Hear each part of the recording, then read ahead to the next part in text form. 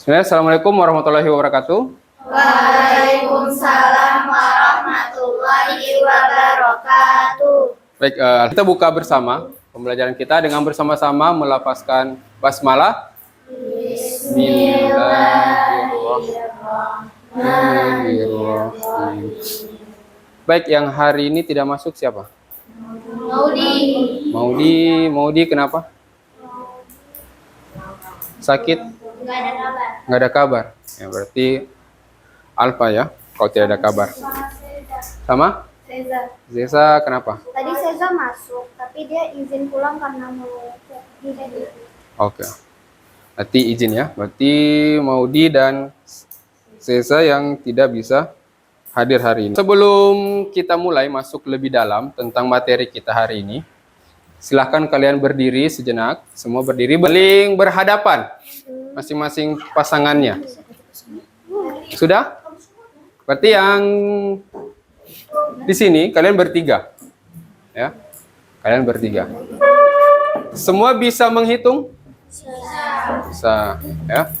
Gamesnya sederhana. Kita hanya menghitung jumlah jari. Hitungnya jangan sampai ada jeda. Kalau bisa pas keluarkan tangan langsung bisa menghitung hasilnya berapa. Oke? 1. Ini bertiga ya? 1, 2, 3.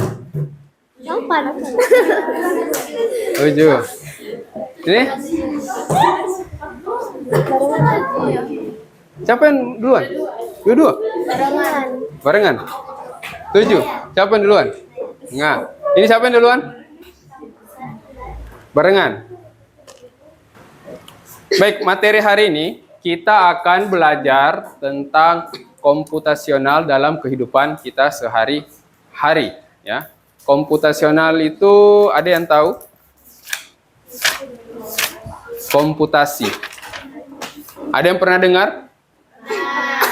Apa itu komputasi? Atau di informatika sudah belajar? Sudah. Apa? Hah? Pemikiran komputatif seperti apa? Sudah lupa? Iya. Ya. Sebelum kita belajar lebih jauh tentang komputasi, di sini kira-kira kalian pernah mengalami permasalahan atau tidak?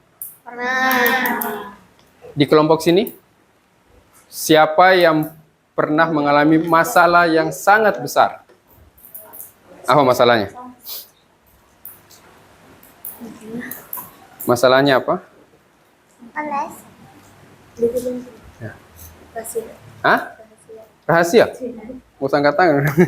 Atau mungkin masalah apalah yang mungkin bisa disampaikan apa kira-kira? Terus lu. Shibau. Apa? Hah?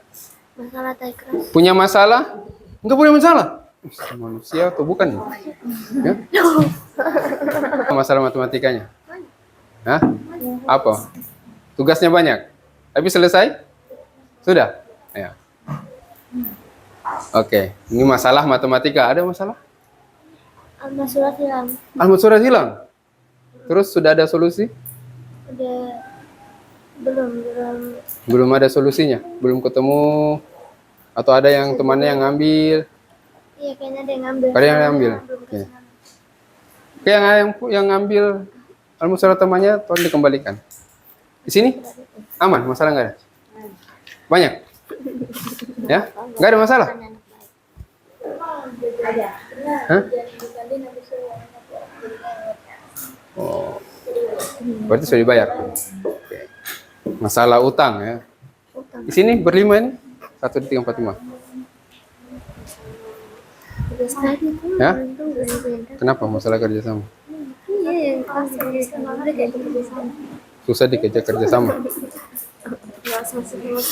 Jadi sampai sekarang masalahnya belum selesai. Oh, ini ada masalah yang rumit nih. Yaitu kelas ini kurang kerja sama, ya. Jadi tadi masalah-masalah yang kalian sampaikan itu nanti berhubungan dengan pembelajaran kita hari ini, ya, yaitu komputasi. Ya. Kira-kira tadi yang sudah menyelesaikan masalahnya, kira-kira apa yang dilakukan dalam menghadapi masalah tadi, tugas matematika banyak? Apa-apa saja yang dilakukan? Langkah-langkahnya apa? Ya, pakai ChatGPT. Terus? Oh, udah dikasih jawaban. Dikasih jawaban. Ya, itu memanfaatkan AI ya. Tapi jangan sampai juga terlalu memanfaatkan. Nanti kalian punya daya daya kritis itu akan hilang. Karena bukan lagi menggunakan otak kalian untuk berpikir, tapi menggunakan otak buatan.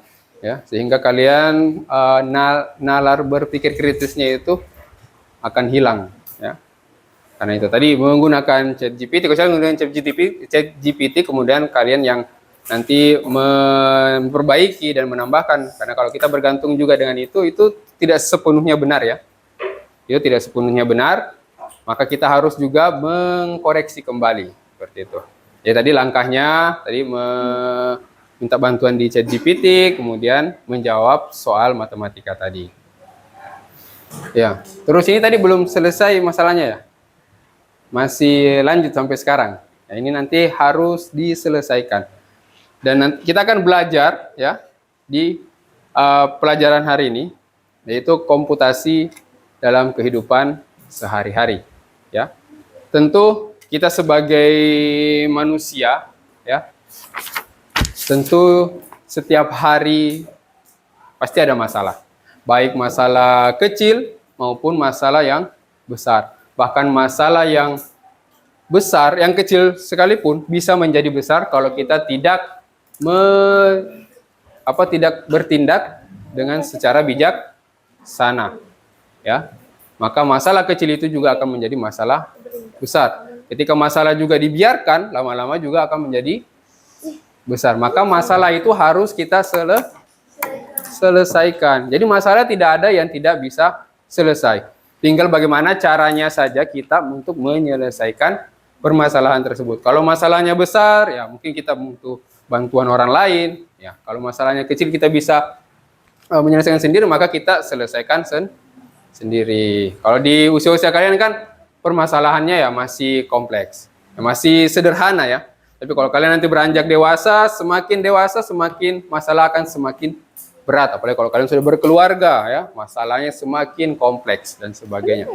Maka kalian harus belajar bagaimana menyelesaikan masalah atau bisa mengurai masalah tersebut menjadi langkah-langkah sehingga langkah-langkah yang baik atau keputusan-keputusan yang bisa diambil untuk memperbaiki masalah tersebut. Jadi komputasi itu lebih bagaimana kita mencari jalan keluar dari permasalahan-permasalahan. Itu yang disebut dengan komputasi, ya. Jadi bagaimana kita misalnya ada masalah A ini, bagaimana kita bisa membuat langkah-langkah agar masalah ini bisa teratasi.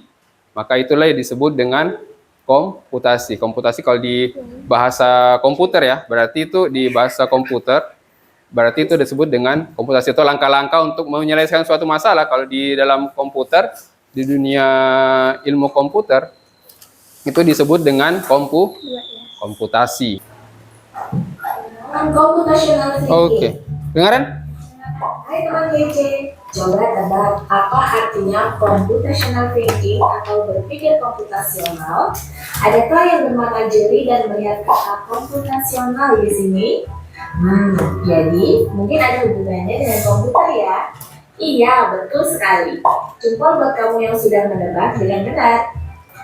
Berpikir komputasional adalah proses berpikir untuk menyelesaikan masalah dengan efektif dan efisien. Dalam ilmu komputer, proses berpikir ini dilakukan sebelum mulai menulis coding atau pemrograman. Jika sudah direncanakan dengan baik, maka coding yang ditulis akan sesuai dengan kebutuhan dan dapat diselesaikan dengan cepat dan tepat. Tapi ternyata berpikir komputasional juga bisa dilakukan tanpa komputer dan tanpa internet loh. Malah sebenarnya kita pun sudah menerapkannya dalam kehidupan sehari-hari, mulai dari menggosok gigi, mencatat ringkasan pelajaran, hingga menyiapkan tas untuk sekolah besok.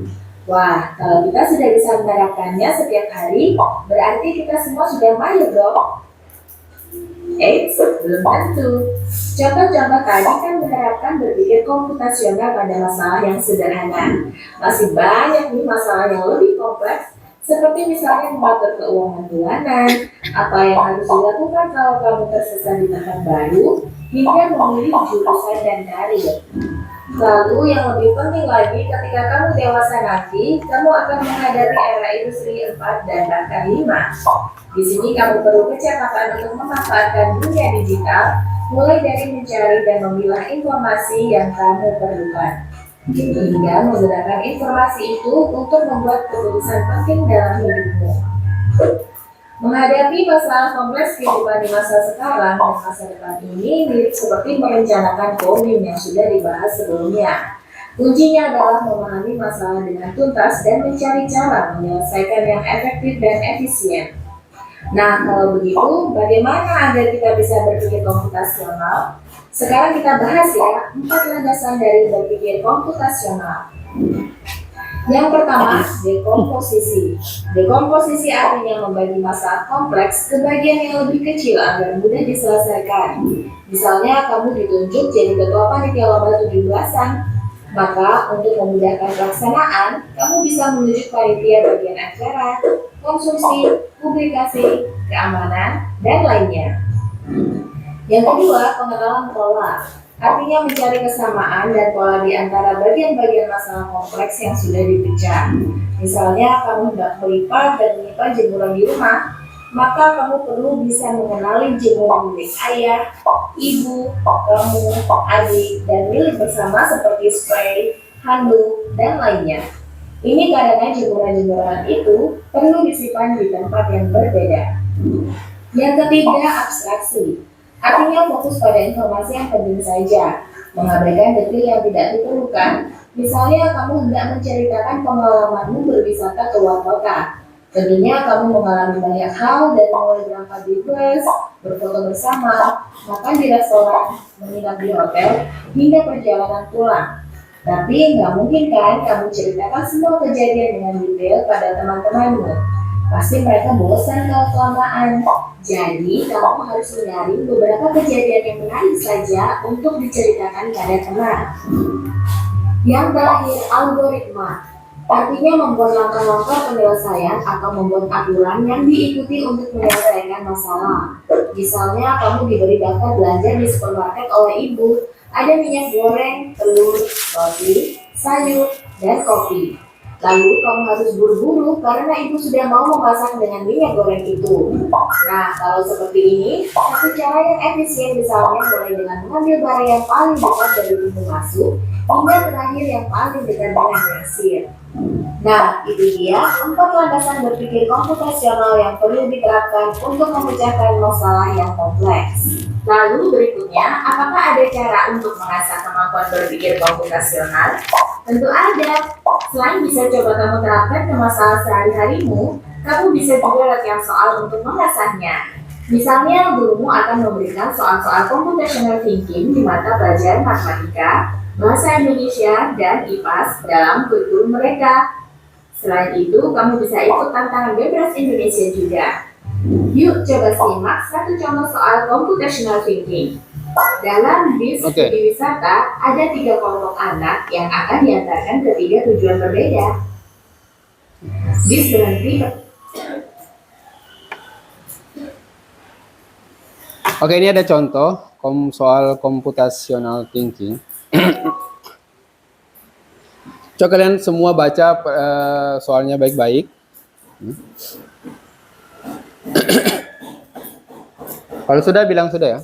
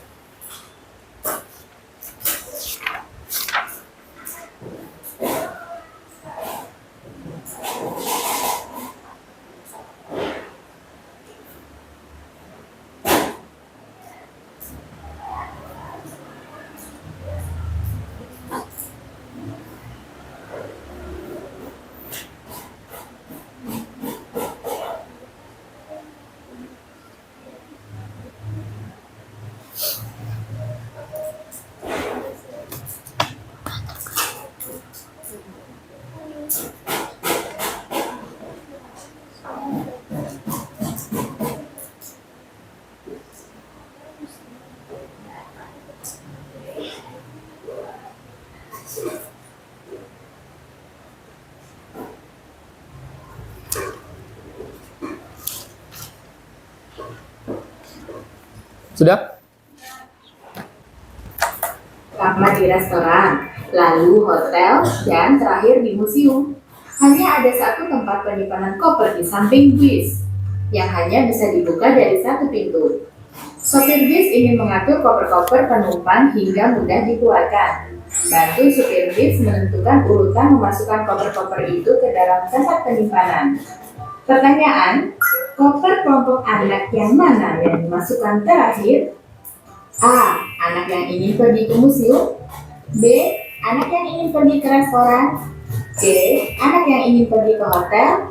Atau D. Yang manapun boleh. Soal ini dia. Hah?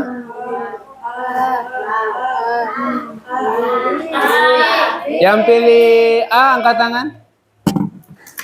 Kenapa pilih A? Ya? Sehingga di museum paling. Yang jawab B? Kenapa jawab B? Ya. Yang terakhir ke mana?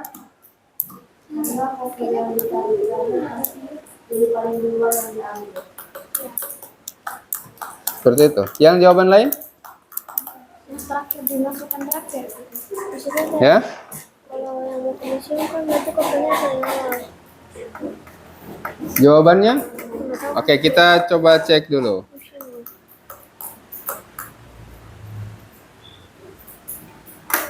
Dalam bus studi wisata, ada 3 kelompok anak yang akan diantarkan ke 3 tujuan berbeda. Bus berhenti pertama di restoran, lalu hotel, dan terakhir di museum ya. Hanya ada satu tempat penyimpanan koper di samping bus tersebut yang hanya bisa dibuka dari satu pintu. Supir bus ingin mengatur koper-koper penumpang sehingga mudah dikeluarkan. Pertanyaannya, ya, ini bantu supir bus menentukan urutan memasukkan koper-koper itu ke dalam tempat penyimpanan. Jadi pertama tadi di restoran, terus berhenti lagi di hotel, terus berhenti lagi di berarti museum yang paling terakhir. Pertanyaan, koper kelompok mana yang dimasukkan terakhir? Jawabannya restoran. Betul. Restoran yakin? Ya. Yang tadi yang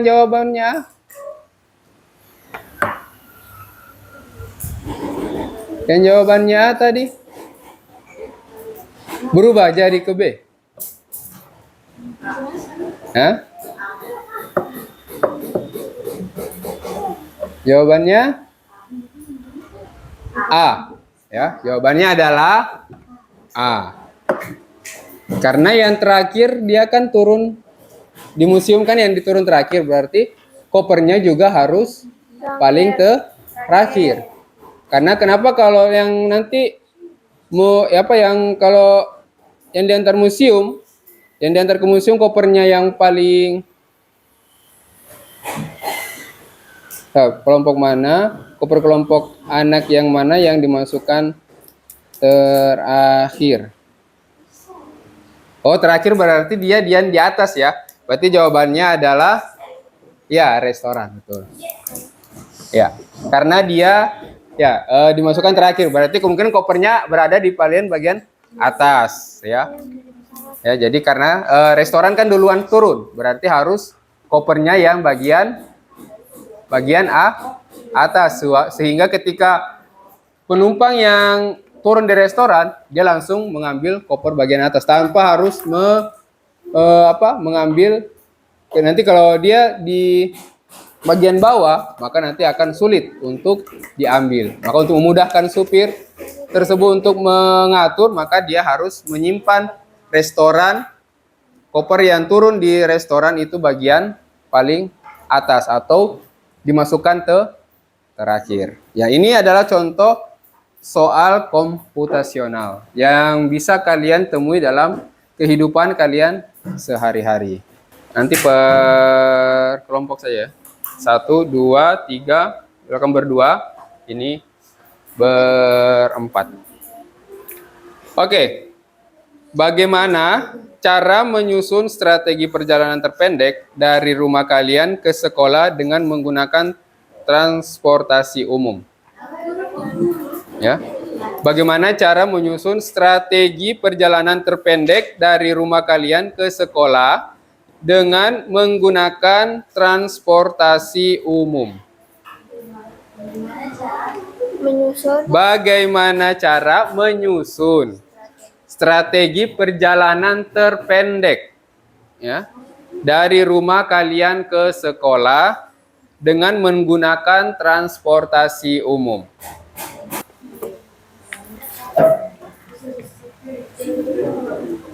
Misal kita bertiga tinggal di Transito. Ya. Dari Transito ke sekolah biasanya 8 menit kalau pakai mobil, 7 menit kalau pakai motor. Ya. Menaiki ojek, bangun lebih pagi, terus menaiki ojek dan melewati jalan pintas dan kecepatan motor yang lumayan cepat dan bisa menyalip pengendara lainnya. Juga menghindari lampu merah. Jalan pintas melewati lembah hijau dan keluar di jalan patung burung Masuari. Ya. Lalu lanjut ke Swapen dan sampai di sekolah. 5-6 menit sudah sampai. Oke. Jadi strateginya yaitu memilih kendaraan ojek, ya, dibandingkan dengan mobil. Kalau mobil kan lebih lama sehingga menggunakan ojek, ya. Berikutnya masih di kelompok yang sama, ya. Kalian saya akan berikan lembar kerja. Setiap kelompok 1 orang.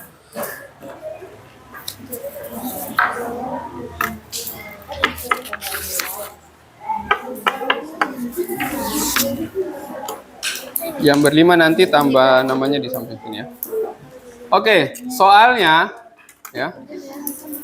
Saya pinjam dulu. Jadi, tugasnya yaitu kalian mengamati beberapa contoh permasalahan. Di situ ada 13 ya. 13 permasalahan. Pilih 2 permasalahan, kemudian atau permasalahan yang paling dekat dengan kalian. Kemudian tulis bagaimana cara mengatasi masalah tersebut. Jadi pilih 2. Di situ kan tertulis cuma 1, ya. Tapi kita tambah 1, jadi 2 masalah. Nanti kalian pecahkan permasalahannya apa saja. Ya, ya. Dan tadi kan ada memasak gulai ayam. Jadi kalian bagaimana cara menyelesaikan masalah tersebut? Apa yang harus kalian lakukan? Oke, waktu kalian 10 menit untuk menyelesaikan LKPD tersebut. Sama kan?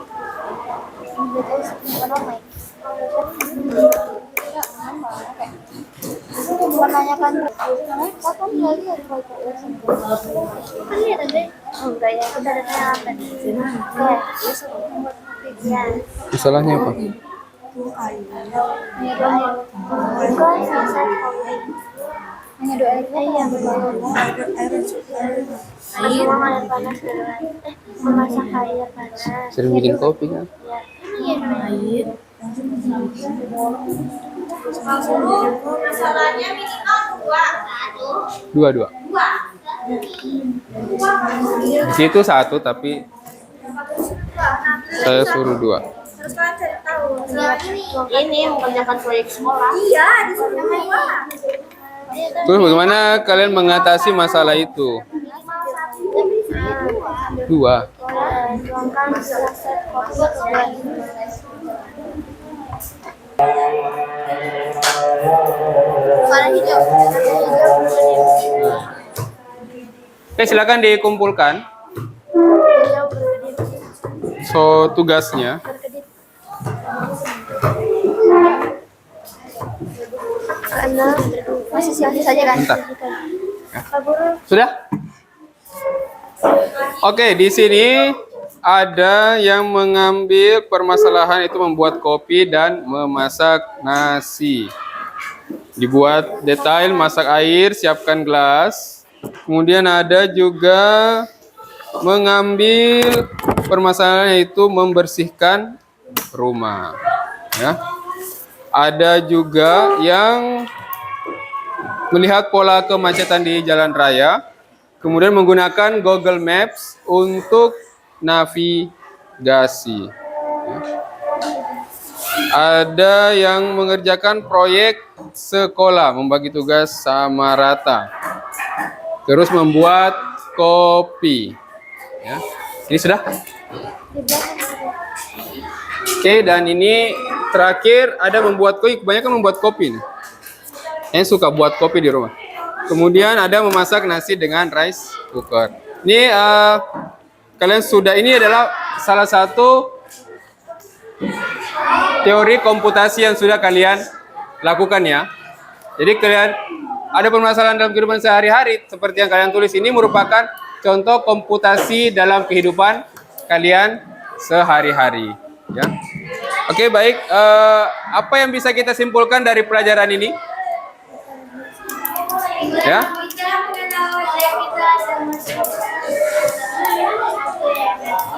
Dan efisien agar selesai. Di kelompok ini apa yang dipelajari atau didapat pada pembelajaran hari ini tentang komputasi?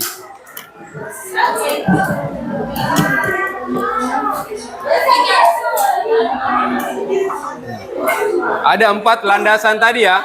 4 landasan berpikir komputasional, yaitu ada tadi pertama dekomposisi, kemudian pengenalan pola, abstraksi, dan algoritma. Jadi ingat, itu 4 landasan atau berpikir komputasi. Dan dalam kehidupan sehari-hari, 4 landasan itu senantiasa akan ada ketika kita mengalami suatu permasalahan dan bagaimana kita mengatasi permasalahan tersebut. Oke, baik. Terima kasih atas perhatian yang sudah kalian berikan untuk materi coding dan kecerdasan artifisial. Ini merupakan materi dasar untuk nanti kalian lebih lanjut membahas tentang coding ya. Kemudian apalagi nanti ketika masuk ke kecerdasan artifisial atau bahasa sehari-hari kalian dengar itu adalah AI. Baik, kita akhiri pertemuan kita pada sore hari ini dengan bersama-sama melafazkan hamdalah.